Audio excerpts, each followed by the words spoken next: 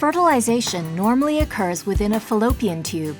The process of manually uniting eggs and sperms in an embryology laboratory to form embryos is called IVF. It helps millions of infertile couples increase the chance of pregnancy. Chance of conception is maximized with ovarian stimulation to induce the development of multiple dominant follicles.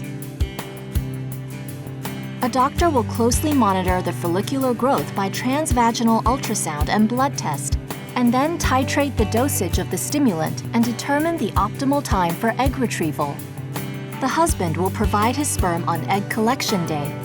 Once the clusters of follicles grow to a satisfactory number and sizes, the doctor will give you an ovulation trigger medication and carry out the egg retrieval procedure after 36 hours. A needle attached to the transvaginal ultrasound probe passes through the vaginal wall to draw out the eggs. Patient is well sedated for minimal discomfort during the process.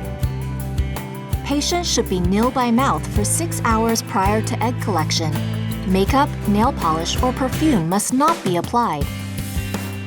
After the procedure, progesterone supplement is given to optimize your uterine lining for embryo transfer and implantation.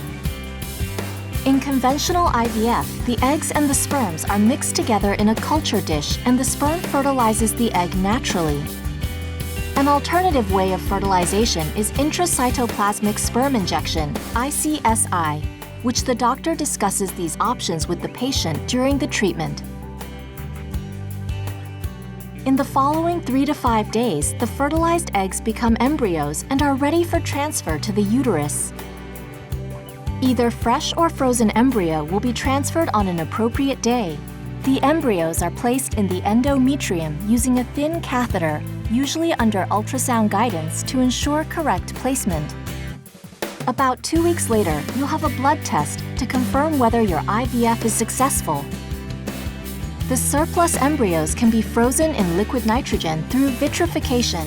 They are then carefully labeled and stored in the embryo bank for future use. Stored embryos can be used for later cycles so that patient does not need to undergo ovarian stimulation again.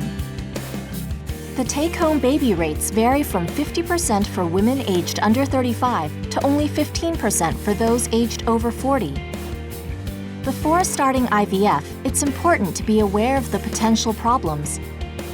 They include, the drugs used for ovarian stimulation may have mild side effects for some women.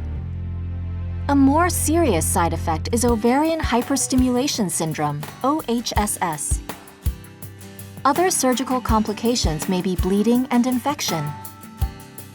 Placing more than one embryo may lead to multiple pregnancies and undesirable obstetric complication.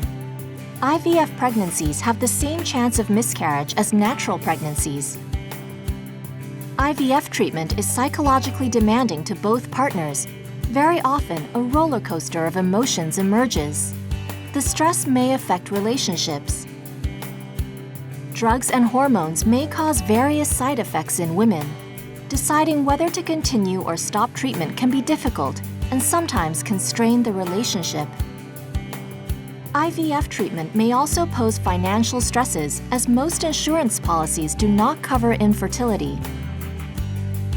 For some couples, the strain of IVF may be challenging, while others describe they feel closer. Support from family is important, and referrals for counseling and psychotherapy are available. We also recommend patients to practice some relaxation techniques. If your treatment is causing stress that you cannot cope with, you should seek help and counseling. Now you know the procedures of IVF and what you should prepare for it. We wish you a pleasant journey.